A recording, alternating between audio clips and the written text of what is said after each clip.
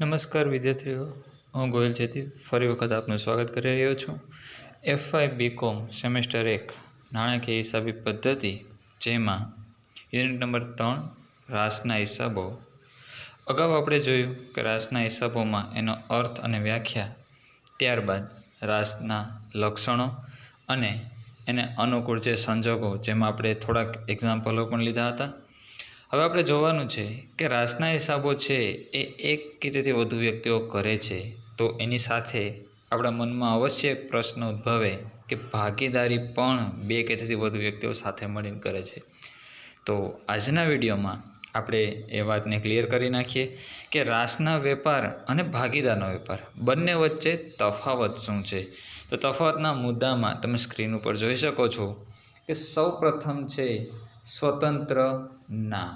પેલું છે સ્વતંત્ર નામ. તો સ્વતંત્ર નામમાં આપણે જોવાનું છે એક રાશ અને એક ભાગીદાર. તો રાશમાં શું ફેર પડશે?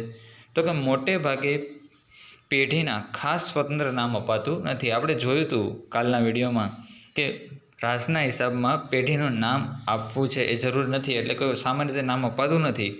જ્યારે ભાગીદારીમાં તમે જોવા જાઓ તો ભાગીદારીમાં તમે જોઈ શકો છો કે પેઢી માટે ખાસ અલગ નામ આપવામાં આવે છે.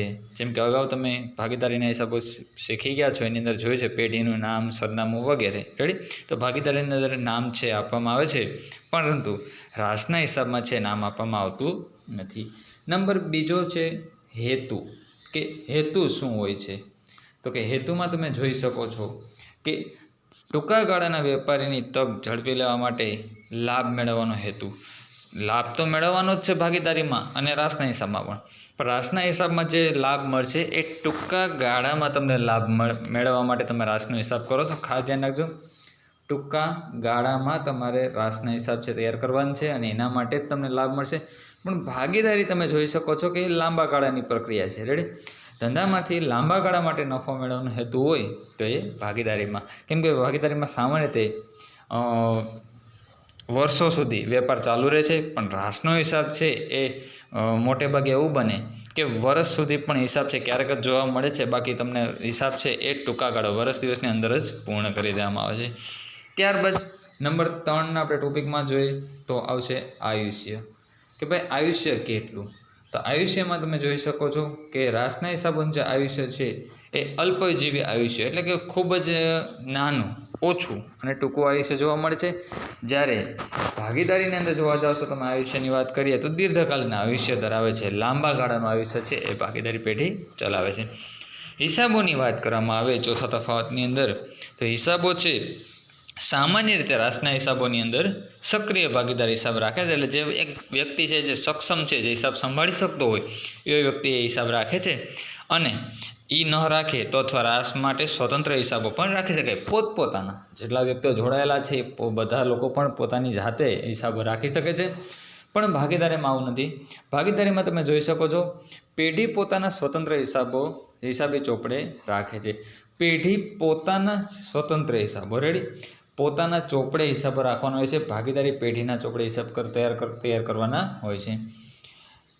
પાંચમામાં જોઈએ સમાંતર ધંધાનો અધિકાર. સમાંતર એટલે કે રાશ અને ભાગીદારમાં શું ફેર પડે છે? તો અહીં તમે જોઈ શકો છો રાશની અંદર રાશનો ભાગીદાર રાશ જેવો સમાંતર ધંધો કરી શકે છે. રેડી? રાશનો ભાગીદાર રાશ જેવો, એટલે ભાગીદાર પોતે જ છે પોતાનું હેન્ડલિંગ કરે છે અને વ્યવસ્થિત ધંધાનું હેન્ડલિંગ કરી શકે છે. પણ ભાગીદારીની અંદર જોવા જાવ તો ભાગીદાર અલગ છે અને ભાગીદારી પેઢી અલગ છે. અગાઉ આપણે શીખી ગયા હોય છે તો ખાસ ભાગીદાર પોતા છે એ અલગ છે અને એની પેઢી અલગ છે. જ્યારે રાશના ધંધામાં રાશનો ભાગીદાર જે રાશ જેવો જ સમાંતર ધંધો કરે છે, ત્યારે ભાગીદારીમાં એવું હોતું નથી.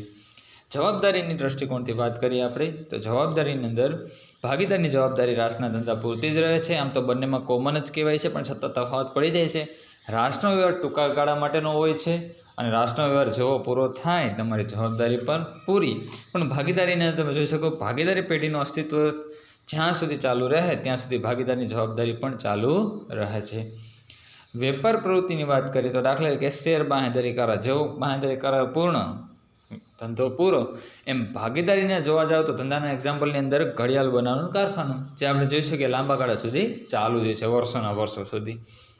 વાર્ષિક હિસાબોની જો તુલના કરવામાં આવે તો મોટે ભાગે રાસ છે એ ટૂંકા ગાળા માટે જ હોય છે, જે આપણે અગાઉ પણ જોઈ ગયા છે.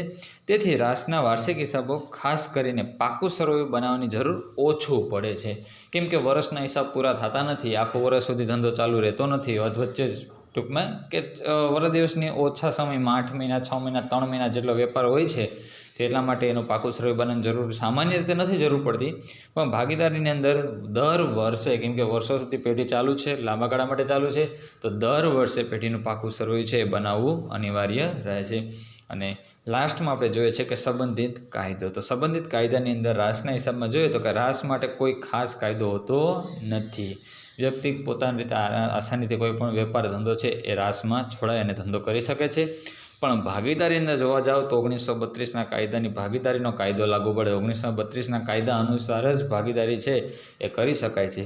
તો આજના વિડીયોમાં મિત્રો આટલું જ. નેક્સ્ટ બીજા વિડીયોમાં આપણે આના પછીની માહિતી આગળ રાસમાં જોઈશું. ધન્યવાદ.